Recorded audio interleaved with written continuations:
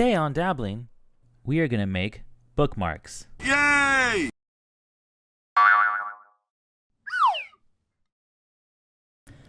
Don't you hate it when you're reading a good book and then all of a sudden nature calls? And it's one of those calls you can't ignore because shit's gonna go down. Because it's here and it's ready to go.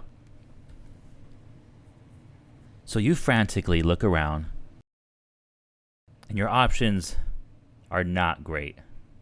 And as it's knocking, you get desperate and then you dog-ear the page. Like an asshole.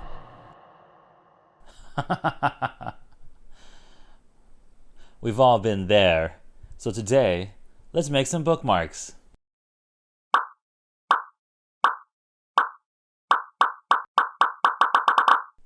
So first things first,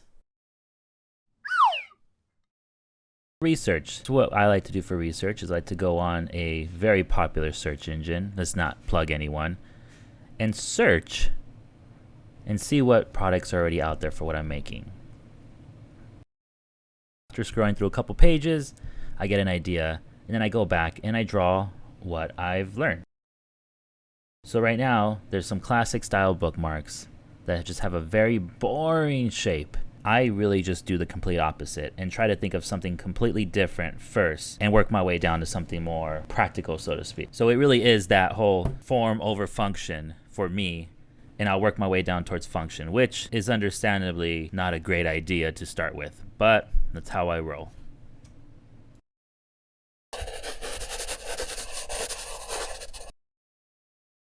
So now to the drawing board, where I come up with concept ideas, and right now I am sketching out everything I can think of that would be a cool thing. So we got lollipops, we got dynamite, bombs, a tree. I'm not sure what I was doing with that. That's kind of stupid. Just sketching out fun ideas. Sketch out as many as you can. Once my ideas are all drawn out, I then decide which three are the best to work on and develop.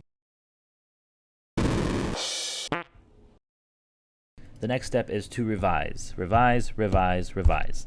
So here, you're gonna see that I am designing the knife. I will design 20 versions of that knife with many things in mind. I'm gonna change the shape language. I'm gonna try to make sure that the size feels good, the proportion, or is it gonna have anything extra on it?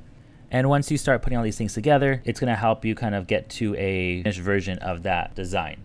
So here are the revisions that I've done. I had these little sketches. It went to some color versions, and then eventually I started seeing the bomb come more into the picture. I had blood splatters on it. So those are just changes that you're gonna run into. This is the time to iron out all the details so that at the end of it, you feel 100 about the design. If you have one doubt in it, or you're not 100% in love with it, then I would say keep working on it or take a break and get back to it. Once you have these revisions down to a set of designs that you're comfortable with, it's time to start on to the next step, which is my favorite step. Prototyping. When prototyping, I would usually draw out the shape on a piece of paper and cut it out and then use it as a sample to see how it would work in, let's say, the bookmarks. Or if I have designs already that I've done in Illustrator, I would literally print them out. This footage has been sped up 600%. So that gives you an idea how slow my printer is. Look at that thing go, taking its sweet time.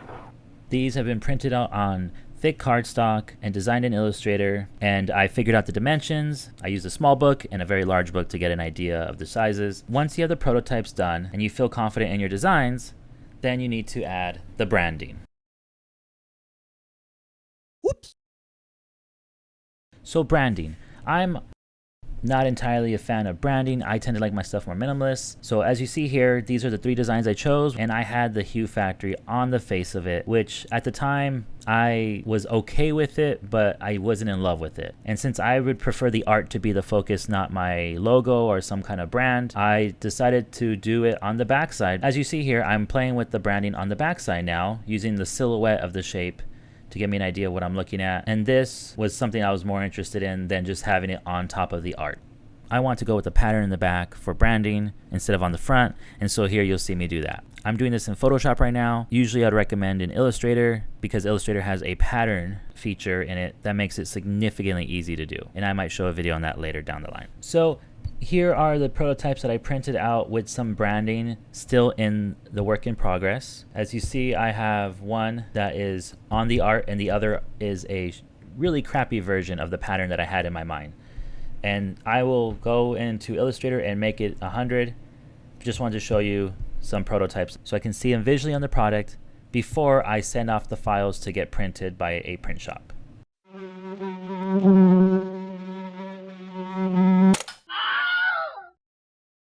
Preparing the files. Here's a file checklist that I use to remind myself. Is it in CMYK? Did I expand all the texts and shapes? To make sure the DPI is 300 plus. And the naming conventions aren't ridiculous. These are a few of the things I check off before I send the files to a vendor or a print shop when it goes into someone else's hands because it makes it easier for them. And these are things you should be aware of. I might make a video of this in detail, showing you guys the process that I use before I send off my files. So once the files are prepared and ready to send off, I went with a print shop in Burbank near me and kept it local, which is always great. And I received the final product. Yeah!